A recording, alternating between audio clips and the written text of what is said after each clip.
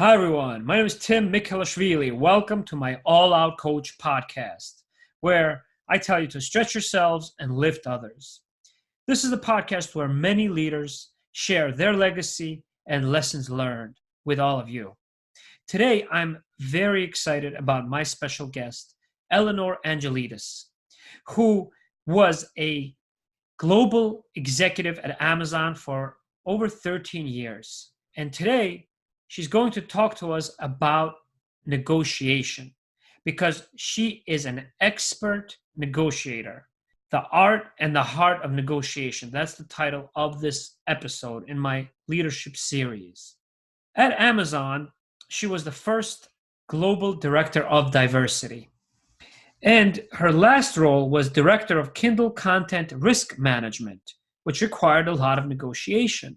She's trained as an attorney and has helped represent large corporations such as Sears and solve complex cases and crisis management as well. She is a philanthropist. After Amazon, she went on to form her own company called Lead LLC, which is a consulting company. And also she's the founder and executive director of Open Hearts Big Dreams Fund, an NGO that's focused on increasing educational opportunities for kids in Ethiopia, her daughter's birth country.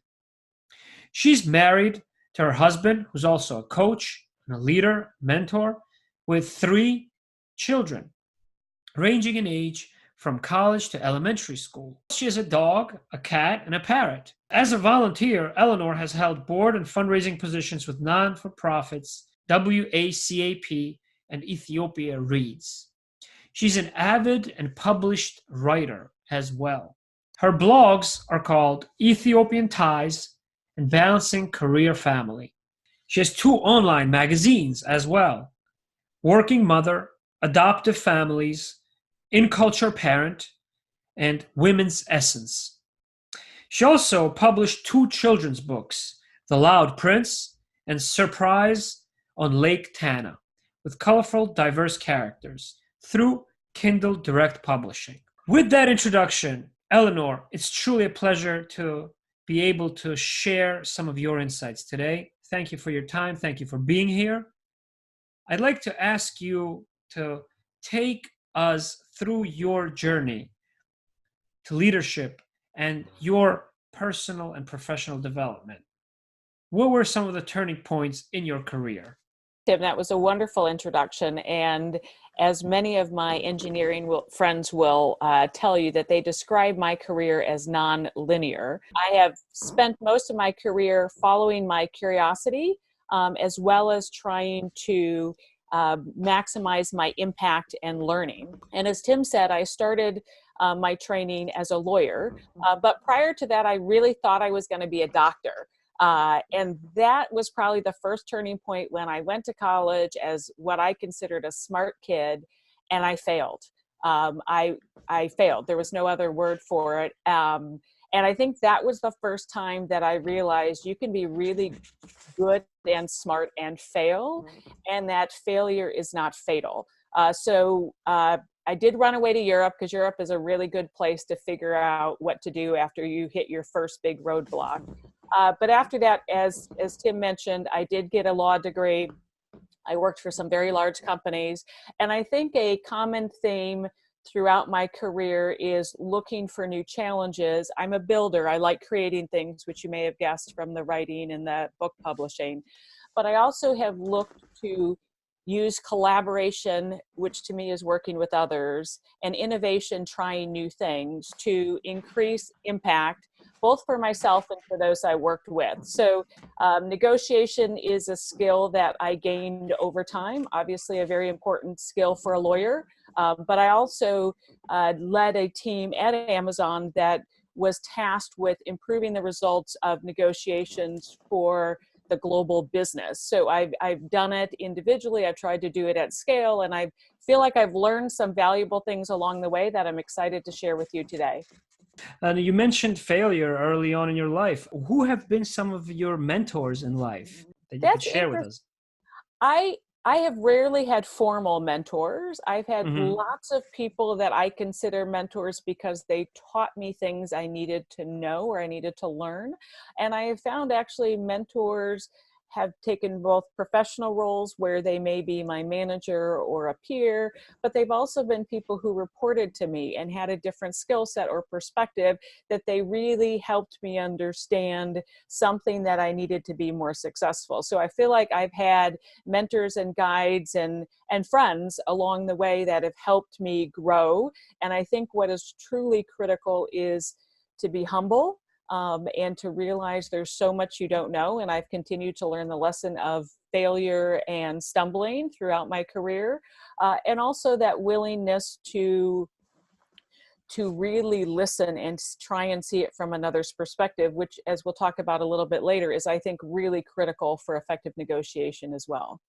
Yeah, absolutely. You mentioned learning from mentees, and I can definitely tell you that the idea for the podcast episode, which I had started for my personal passion and legacy that I'm focused on for All Out Coach, actually came about from somebody I mentored, a mentee of mine, who had suggested this format of communication. So I absolutely agree. I think that the mentor and mentee is a contract, an agreement that both have to visualize in the same way in order to have benefit from it. Thank you for that perspective.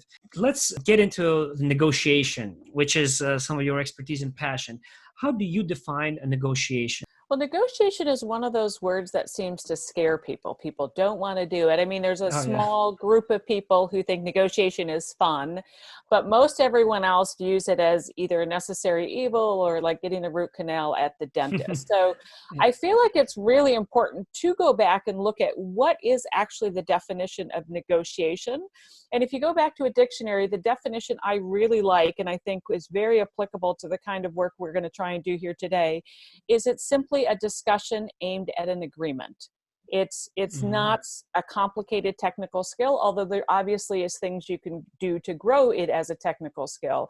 But as its essence, it's literally two human beings having a discussion aimed at an agreement about something. So if you think about it in those terms, we're all negotiating every day with other humans around us, whether it be our family or our friends or the people at work. So you're already negotiating. Now, I think the key is, are you doing it well? And are you doing it well in every situation? And that's what we want to help you with today. Oh, great. Yeah. And I would probably say that our career advancement is a series of negotiations as we reflect. For sure. Like, I think even what roles you get, what responsibilities you get, that, like, I Yeah. think part of negotiation really in the career sense is learning to advocate for yourself. And you're Hmm. advocating for yourself could be with your manager, with your team, with other teams. And all of those things are human beings having discussions aimed at an agreement, but how well you do that. And there's clearly preparation. I saw on your website, failing to prepare is preparing to fail. My Yeah. husband is a basketball coach, and that was one of his favorite quotes. Oh, But I think, like everything else, the more you prepare, even in your career, rather than just let things happen to you, you will see the effects similar to if you're a part of a sporting team. You know, yeah. preparation is a key factor to success. Yeah, yeah, absolutely. And I think entering into a negotiation is already a good thing because it gives you an opportunity probably to reach an agreement, which many people forget because they kind of think that, oh, negotiation is something that you do at a car dealership or something that's short term rather than long term, right? For So, sure. No, I would describe myself as a value-based negotiator, which means mhm. you're negotiating in the context of ongoing relationships. I would say the car dealer generally, I I have an ongoing relationship with a car dealer that I've had very good success negotiating with because they have a similar point of view, but I've had the opposite experience too. But if you are negotiating win-lose, you're assuming that's a one-time negotiation, not a relationship. And the reality is, if you're in a work environment, in a family environment, in a multiple company environment, chances are there's a relationship that's going to extend beyond this one negotiation. So thinking about it in those terms is very important. Yeah. So what makes a good versus a bad negotiator, in your opinion? Well, you know? I have joked in other contexts, if you are the equivalent of a bad first date, which means you talk about yourself the whole time, you show Mhm, no interest in the other person who is there, and you wonder why they don't want to see you again. That has been my description of a bad negotiator. To me, a good negotiator is listening. They're mhm, looking to create value for both sides. They're looking to be fair. And I think really striving for win-win. People have joked that a good negotiation means both parties are a little bit unhappy. But I would tell you my view of a good negotiation is both parties are happy, or at the very least feel like the outcome is fair. So, looking back at your career, are there particular negotiations that you can speak to without conflicts of interest to illustrate, let's say, some of those that stand out in your mind? Well, there have been some interesting ones, and I would say one that was most interesting and became the subject of a book was Hmm. when I was still acting as a lawyer, and we were in a class action.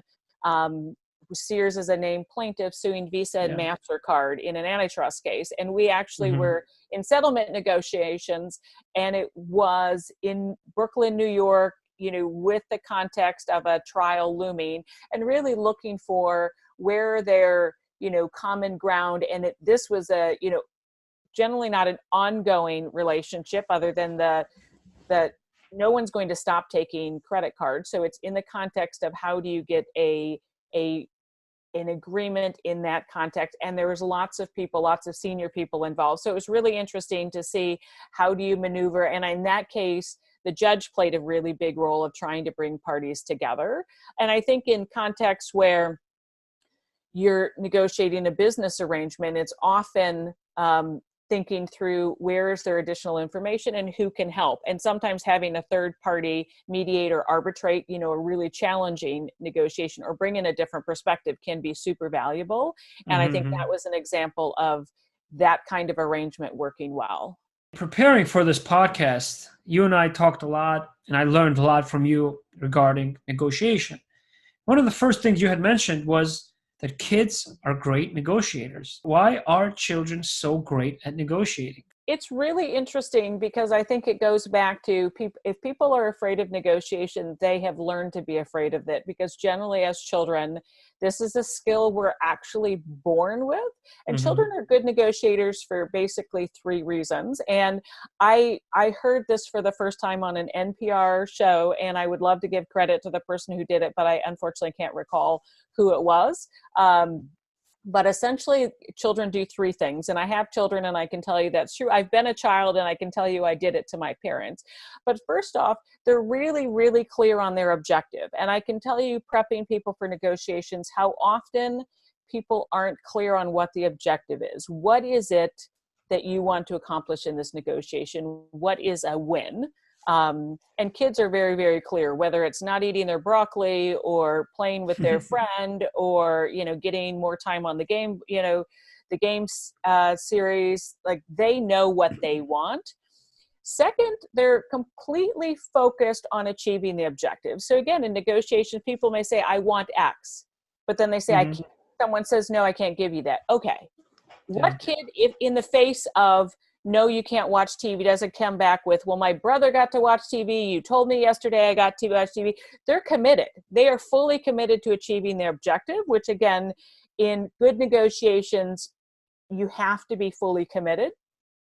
And the third one, which I think is probably the most critical, and adults have completely forgotten this one, is kids view no, even an unequivocal no, never, not going to happen, as an opening position. So you say, nope, you have to go to bed at 8 a.m., 8 p.m. Well, what if I do this for you? What if I do that? Kids just keep negotiating even in the face of a no. And I think that is one skill that good negotiators realize is critical. No is simply an opening position for the other side, and negotiation can start from a no. And kids appreciate that probably better than most. Yes, I would absolutely agree. Having two kids myself, It's amazing how early they start to negotiate. And So, successfully, right? I and mean, successful, yeah. Oh I yeah. feel like parents are not equally committed to thwarting kids as kids are to achieving their objective, and that gives them the advantage. Mm-hmm. And I know myself, it's like sometimes you're just like, fine, I'm too tired, right? Yeah. I don't want to have this discussion right now, so yeah, go have another 30 minutes on the TV. Right. And then you hear the woohoo because they know they won. The next question I'd like to ask is the power, because with negotiation you always run into a power struggle. You have you're negotiating with someone of different from a different role, potentially different vision as well. What are some of the sources of power that you can tap into as you begin to negotiate That's a in your great mind? question because I think a lot of people assume that power comes from position, and it is one of Mm-hmm. the sources of power, but power comes from a number of other sources as well that can be developed by someone who doesn't have positional power. One is Mm-hmm. information. Do you Mm-hmm. have valuable information that the other side doesn't, right? Do you know things? Are there things of value? The other piece to gain power is, do you know the other side's objectives, whether it be, a boss or someone that you're negotiating with for an agreement? What are they trying to achieve? So I find a huge source of power for a more junior person is really spending time understanding the other side's objectives and then seeing what is it that you can contribute to helping them achieve that, because I think that's a source of much power because you may have a different idea. I also encourage people to become creative problem solvers. And I can tell you, having been a lawyer, no one really wants the lawyer in the room, if they're honest. And I needed to be in the room. So I often had to negotiate to be able to participate. And my negotiation strategy was to be someone who always had great ideas and brought value that may have nothing to do with what my negotiation objective was, but it could be introducing people to other people. That's a source of much value. Providing a book recommendation for something that you think Mm-hmm. might be valuable to the other. Like, I think people devalue the things that they have to offer and all of these things, because part of the power comes from building a relationship. If you build a relationship with someone, a genuine one, where you're providing value, then when it's time to come for an ask, you have something that counterbalances that ask. And if you've done it right, you also can show how your ask furthers the other side's objectives, which then makes it less of an ask and more of a sort of um, mutual effort to achieve a common goal. Yeah, and I think that from my experience as well, early on in my career, I've certainly come across people with a higher authority, with power, who have tactics, who are experienced in tactics, trying to put you on the defensive, right, in different situations. So, as a trained negotiator and a leader, I think what I've noticed is that sometimes delaying or departing from that or interrupting that negotiation sometimes is a technique to kind of balance out the two sides or the two goals of a negotiation, particularly in those cases where there's a tone, there's a problem where somebody doesn't really want to enter a negotiation and tells you right off the bat, for example, you're not ready for this responsibility. So rather than counter arguing right away, which is the natural instinct, right, which then kind of makes that negotiation stuck and you can't really provide any more value, sometimes it's best to delay that negotiation at that point, stay silent, ask questions, or wait for another opportunity to re-enter that negotiation. What would you comment to my thought No, as an expert? So. you identified a few things that I think are really critical. Time is an element of negotiation. So Mm-hmm, if it can't happen now, can it happen later? I think mm-hmm, that's a wonderful, and it feels like the conditions are not right, you know, delaying can be a great tactic. You also talked about questions. I think asking, if you've read the Stephen Covey's 7 Habits of Highly Effective People, which I think is a critical read for every leader, there's right. part of that seek to understand versus to be understood. So in this case, if someone said you're not ready, Mm-hmm, a seek to understand question would be, well, tell me what you think it would take for me to be ready. What would I need to demonstrate? Because you will gather a lot of information if you ask. I call them disarming, but they're really critical thinking questions, and they're literally to gain an understanding. And in the situation If you argue, Yeah. people will be, if you're defensive, the other side will be defensive. There's another Yeah. great book called Your Brain at Work, and you want to be in a situation, negotiation, where nobody's defensive. So instead of saying I disagree with you, say, well, that's really interesting, I would like to understand more. I Yeah. value your opinion, help me understand, what would it take? And actually a really critical question that comes from Scott Works Negotiation, and they do training around the world if people want to go really deep, is if you get stuck in a negotiation, and this is, I call it the magic question, what would it take? And in this case, you could say, well, what would it take for you to consider me ready? Nobody's making a commitment. You're just trying to understand. But in any situation, asking what would it take will give you a sense of where they're coming from and how far apart you really are, which is really valuable information to decide, do I pull back or do I keep moving forward with this discussion? So using these tools, again, each situation might need a slightly different set of tools, but Sure. if you're ever stuck, asking critical questions or buying yourself more time are two great techniques to get to the outcome that you want, or at least give yourself a higher likelihood of that happening. Sure. Yeah. Thank you. Thank you very much. I think this is a very helpful lesson from you that many of all our coach listeners and many of those in our both networks are going to find valuable, I think. So thank you. What would it take? Yeah, absolutely. And just going back to that case that I mentioned, having waited for the right opportunity and coming back to that discussion and that negotiation. So what was at the initial position termed as a waste of time ended up being a late breaker and a game changer for the entire organization, and helped create a new resource and re-energized the organization, for example. To the other point on the what would it take, like that what if question. If you're a vendor, for example, and you have a great solution for your industry, but that is hesitant, it's something new, it's something groundbreaking, maybe a what if could be a 3-month pilot trial, right? That people could offer. So I think it has so many applications and many aspects. Yeah, and I would tell you that you just hit on another thing that is really an effective negotiation, is to try and de-risk it for the other side. And a pilot or a test, I used to offer this as a solution for a lot of things. If you want people to try something new, they don't want to go all in. They want to know it's going to be successful. So actually just using the word pilot or test allows people to say, I'm not making a big commitment. I'm making a small commitment. And if it doesn't work, I can get out. And it allows you to demonstrate. So that often, especially in a commercial situation, or even in a situation with another team within your own company, let's run a small test. If the test is successful, and you can then get the commitment. If the test is successful, will you do X? And again, you can set the parameters for success, but you've essentially negotiated the test and what comes next in a position where you generally don't have a lot of power, but you're basically creating the power through this test and setting up what will happen if the test or the pilot is successful. You've trained, I enjoy coaching at work, outside of work as well.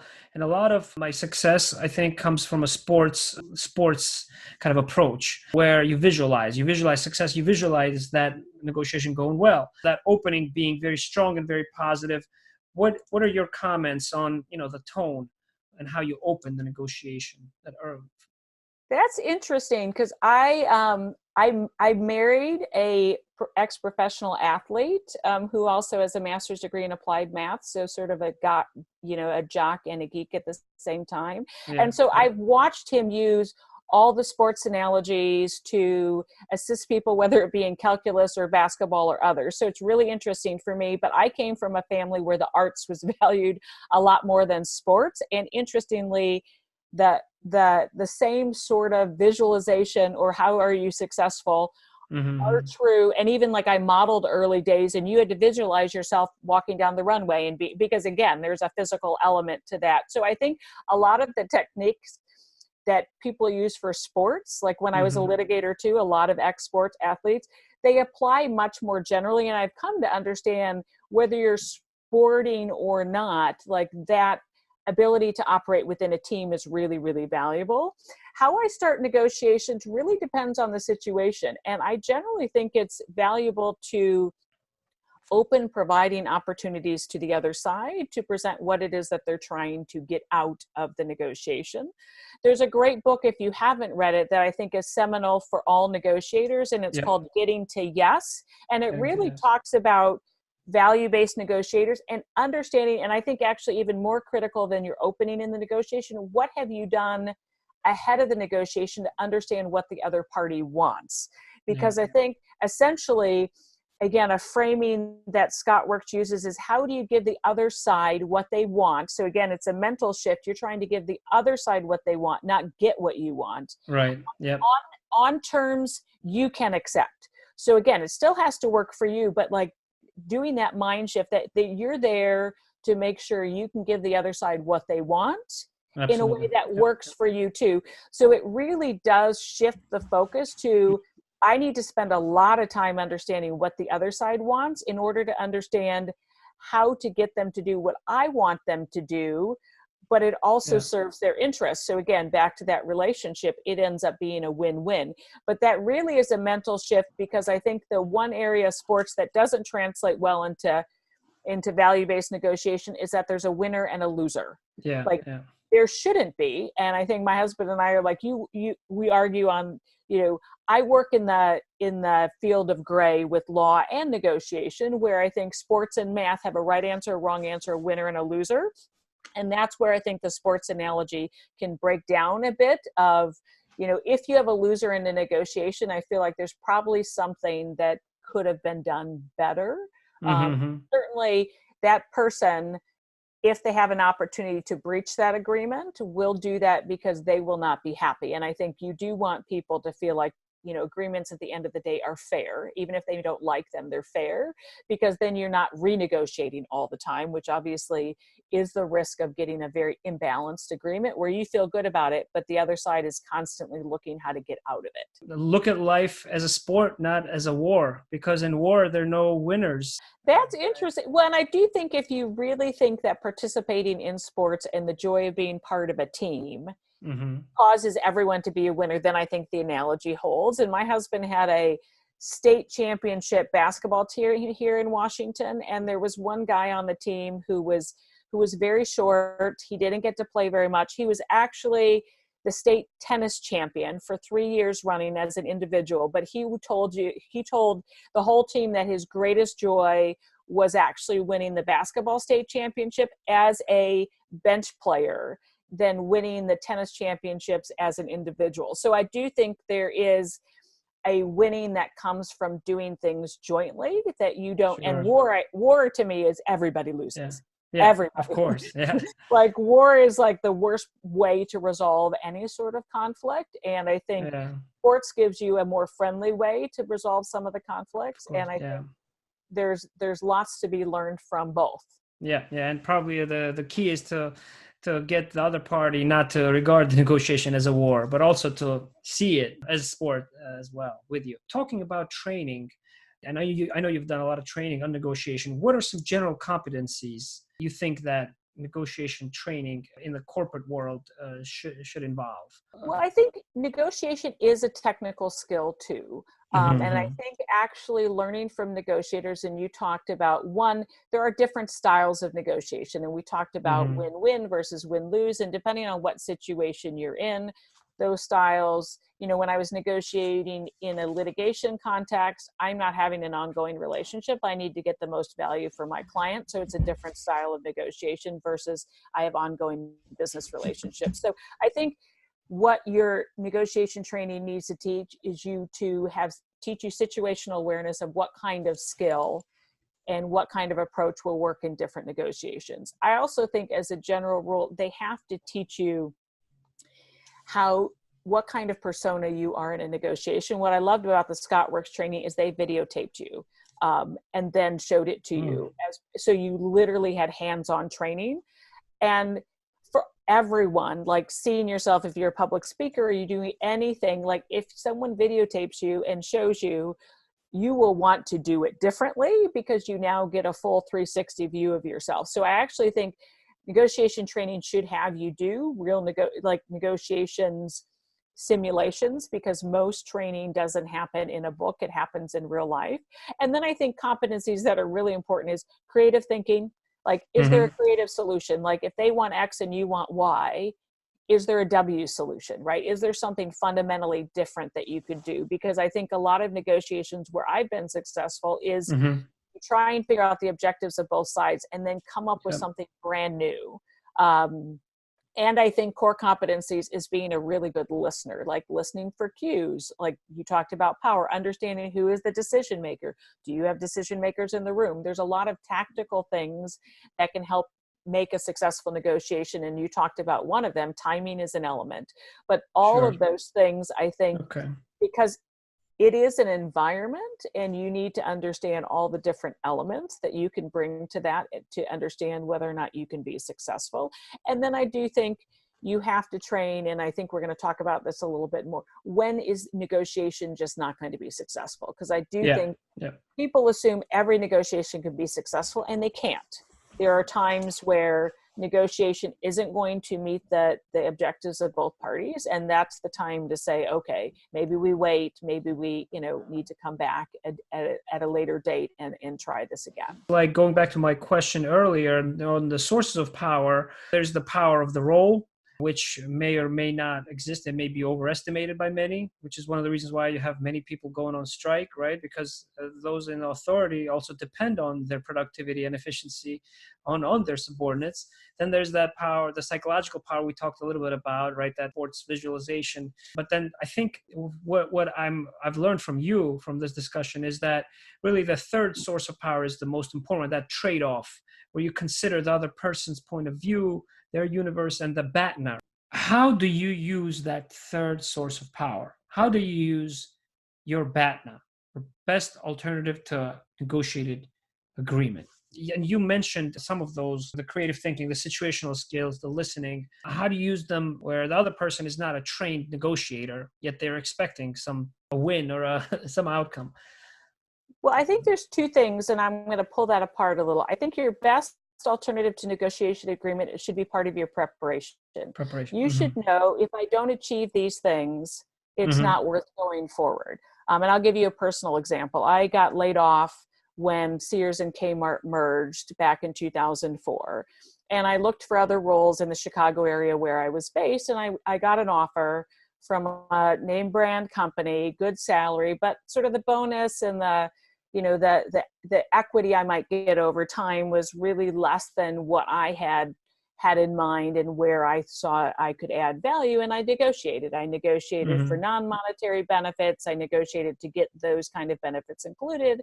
And I was told it's kind of a take it or leave it deal, which told me a lot about the company and did not meet what I had set ahead of time for the results of that negotiation. So I had to take a risk. I didn't have another job. I did not have another job offer, and I had a family depending on me, but I walked because I said I can do better. Like I knew I could do better. And then I ended up at Amazon. So I think knowing up front, when you say, in a situation, this is not fair, this does not make sense.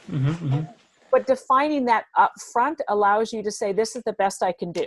And it can be a great negotiation tactic to say, I can't do anymore. And the other side has to decide if what you asked for is out of range that they're going to walk to. So you have to risk that they will walk to, but they may not. So I think there is but you have to know up front, because it requires, I think that's probably one of the hardest things about a good negotiator is good negotiators will walk. And you can see that you mentioned unions.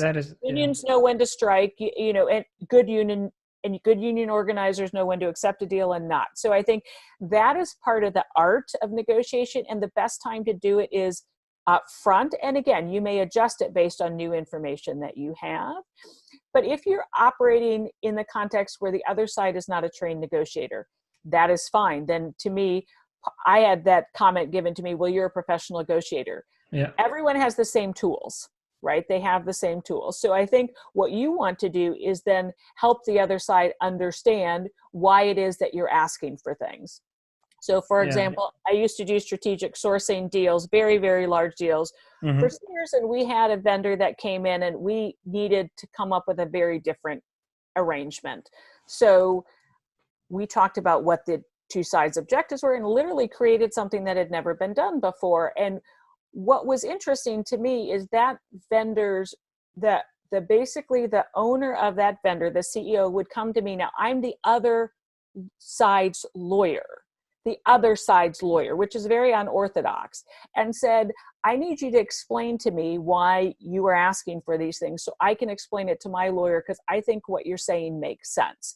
So if you can actually explain things in a way that gains that kind of trust, that you're not trying to take advantage, you're trying to create a win-win situation. Yeah. I think you can bring along someone who's difficult, someone who's a novice, because you can explain in simple terms why this deal or that, what you're asking for is fair for both sides. And I think that requires you to be able to, and I think it's a lawyer skill, how well can you, if you were on the other side, would you take that deal? And it's a question I make people ask, like, is the deal you're offering, if you were sitting on the other side, would you take it? And if the answer is no, why would they take it? Right? Like, are you counting on them being dumb? And I think that's one question that people just do not ask themselves, right? Because they always concern. No, it's a hard one. Right? Yeah. It's a hard one. And again, like, I do that in the context of the corporate world too, of saying, like, someone is very upset with their manager or management. Put yourself in their shoes. What other objectives are they trying to meet? Because often I can't treat one person one way on a team without having an impact on the team, to your sports analogy. So when I tell someone, if you're asking for, say, more vacation, what does that do to the rest of the team? And I would tell people, as a manager, if you can articulate why what you ask is good for the entire team and good for the company, I will have a very hard time saying no. But it forces people to actually do that work, right? Because it's easy to ask, like, I need more money.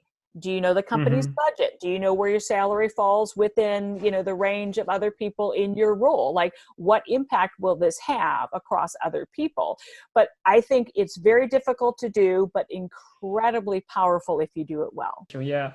Thank you for that example in particular about Sierra's transition to Amazon. I think it's commendable and takes a lot of courage. And I'm so glad that we have your time here in sharing that, because I think that's a very telling and illustrative moment about a person's character in a negotiation, and being able to be strong and knowing when to walk away. Well, I think when you stop negotiating, I think it's a really good one to always leave the door open, right? Like, we haven't reached a deal now. Let's connect again in 6 months. And I had another really hard negotiation when I came to Amazon with one of the cell phone carriers, and Amazon was small in the day, so it's hard to imagine, but it's back in 2005. And we really needed this deal. We needed this deal for the business to be viable over a long time. So I did not have the option to walk away. They did not want to do business with us. They had like minimal interest, right? But I literally got on the phone. I said, let's talk every week. So sometimes just let's talk every week. If something changes, we'll already have that call. And I think they got tired of talking to me. So it took us 10 months, but we finally got a deal. So part of it's knowing, can I walk, but then leave the door open? And if I cannot walk, can I at least keep the conversation going? Because if anybody's lived life for more than 5 minutes, change is constant. Yes. So you may not be able to get a deal today. Tomorrow may be a different story, or a week from now, or people change positions, the companies change priorities. So if you need that deal, just keeping the door open, and keeping the door open with a regular scheduled call, make sure that you can take advantage of, as that change creates opportunity, you're right there to sort of, make sure that you can move forward with it. But those would be the two that I would add. There's a great book that I'm reading now by Scott Belsky called The Messy Middle, talking about all those moments, all that hard work and the persistence that success really requires, that nobody usually talks about. They most of the time talk about the end. And one of the chapters actually is titled Leave Your Conversations with Energy. And that's what your comments there made me think of. And the way I've interpreted that, and I've translated that into my pharmaceutical industry, when I meet with expert scientists and investigators, is that I always try to provide something genuine at the end of a meeting, even if there is no agreement. That's personal, that's genuine, that's specific, that's not necessarily positive, but that opens the door, like you said, to that bridge. I certainly am very passionate about being a scientist and not being categorical, even in negotiation that may be high stakes, right? Or may have a lot of emotions involved with it, but leaving that room for change, for agreement. So culture, a little bit about culture is what I want to ask you to talk about, because I think it's very impressive that you were the first director of diversity at Amazon. So All Out Coach, as you know, at All Out Coach, I talk a lot about company culture, about diversity, inclusion, and not only inclusion by the sense of belonging to your team. If you could just provide some highlights of how you think negotiation and how you think diversity really impacts culture in a business, in an organization, from your experience and your insights. Well, I think that's a great question, because I feel like negotiation is what people who are underrepresented have to do all the time. They have to negotiate within a culture that doesn't quite know how to support them in the same way it might support the majority culture. And again, this can be on a number of different dimensions. If you're an engineering company and you're a non-technical person, you're underrepresented. If you're in a software development and you're a business intelligence engineer. So underrepresented, I find, is a really good word for understanding, does a company do well by all its employees or just by the majority of its population? And again, that can be defined many different ways. I find what is really interesting is that everybody wants innovation, right? And innovation is invention, creating new things, and they can be very simple. And there's a professor named Linda Hill who studies both innovation and leadership, and has written a book that I think is fantastic for leaders called Collective Genius. And really it gets at, she looks at case studies of very innovative cultures and what do they do consistently. And what do they do consistently is, to your sense of belonging, they make sure everyone in the company has a voice at what happens at the company. And again, they give some very specific examples, but that's really hard to do. And I think that's one of the most critical things, to give people a sense of belonging. So my last role at Amazon, I had everything from PhDs to new college grads on my team. And they were everywhere from Seattle to Costa Rica to South Africa to Japan and India. And thinking through having a team that's that diverse in terms of skill set, in terms of age, in terms of geography, and making sure everyone felt like they understood what the team was doing, they understood how their role contributed to the team's success, and that they had a voice. Like, when you do that, it's magical. It really is. And part of it was going and actually listening to people. Because I can tell you, sitting down with my team in India and watching them go through a process that we had designed in Seattle and realizing it was terrible. It was terrible because we didn't fully appreciate how it would actually work in a specific context. As again, the world kept changing. It may have been designed at some point in the past, but then asking, well, what would you do to correct it? And having these bright minds have all these ideas and feeling freed. Now we're contributing in a different way. And it's really interesting. And you talked about mentoring. I still hear from people from that trip, even though I'm no longer at the company, about how much it impacted them to see a leader come and listen, right? In an area where they were used to a more hierarchical structure, or that's what they expected. So I think that ability to listen, I think for me, diversity and inclusion, and why I pursued that was watching very diverse teams produce unbelievable results, right? So I think, in a corporate setting, it's less about the social good, although I'm a firm believer in the social good of it, but more it's good business. And that, to me, but it's hard. So I think that the paradox of diversity is there's all these amazing benefits, from innovation to better problem solving, catching more mistakes, all of these things, if you can actually achieve diverse teams operating optimally. I think the piece that people forget is a diverse team requires very skillful leadership, because the whole reason you get innovation is the friction of different people's ideas. And if you don't manage that well as a leader, you just get friction of people. And friction of people does not get you anything but like people unhappy and people quitting. So I think what the missing piece is, you have to create leaders who know how to lead and manage very diverse teams, and manage the dialogue and the discourse that will come from people wanting to approach problems very differently. And that part was really exciting to me, because if you can do the work well, the outcome is amazing, both from the business results and how people, to your point, how people engage with the culture. Everybody wants to feel like they're making a contribution, they're having an impact, no matter what their role is and no matter how big the company is. Yeah. And if you're a good leader, it's very possible to give people that experience. I'd like to ask you just some questions so that those in my network, professionally and through All Out, those who follow All Out Coach, can get to know you and how they can contact you as well. But what are some activities in which you lose yourself or escape that you enjoy, that you would like the others to know about from a personal perspective as well?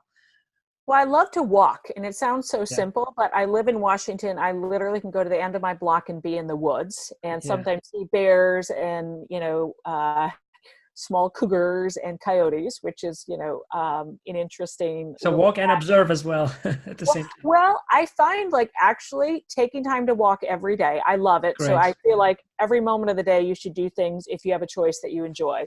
But I also Mm-hmm. get really great ideas, and there's actually a lot of science to like releasing yourself from the structure of the day, like Mm-hmm. ideas flow. And I just take my iPhone with me, and we'll stop in the middle of the woods when an idea pops in so I don't lose it. But I love walking. And then I love gardening. I feel like gardening is just an act of hope. You put things in the ground and and sometimes they live and sometimes they die. Sometimes they turn out exactly the way you want them to. Yeah. And sometimes they become insidious and overgrown. But I feel like there's so many life lessons, and coming from a Dutch culture, gardening is just, I think, part of the national culture. So there's Yes. I really enjoy. Yeah, absolutely. Thank you. And you're a philanthropist as well. It is really interesting to Yes. me. I adopted a child from Ethiopia back in 2008, and Mm-hmm. actually looking at the opportunities that exist for children in developed countries versus other parts of the world was really eye-opening for me. And in my daughter's country of 109 million, half the population can't read. So all the things Mm-hmm. we're talking about, Yep. inaccessible to millions of people. So part of the humility for me was, it's one thing to work on the challenges we're talking about. It's another thing if you don't even get the opportunity to participate. So the Sure. focus in Ethiopia is, how do we get more literacy? How do we create more opportunity? And how do we connect the world? Your Yeah. opportunities should not be different based on the accident of your birth. But unfortunately, that is the reality now. So that is my act as a global citizen, is to see how do I, in a real tangible way, create more opportunities and equalize opportunities. And I think the interesting part for anyone who does this kind of work, it's equally hard. It requires all the same skills, but the reward you get in terms of your impact is Yeah. outsized. And I think I'm constantly negotiating and learning and listening in that role too. So the interesting Mm-hmm. part is they tend to meld together, because the roles always have overlapping learnings and obligations and people. Yeah. Yeah, absolutely. Yeah, fulfillment and legacy are the two inspirations for All Out Coach at this point of my career. I'm certainly proud of what the pharmaceutical industry is doing for millions and been billions of patients worldwide. But I'm always looking for ways in which our industry, my function, my medical division in the industry can transform itself 2020 and beyond.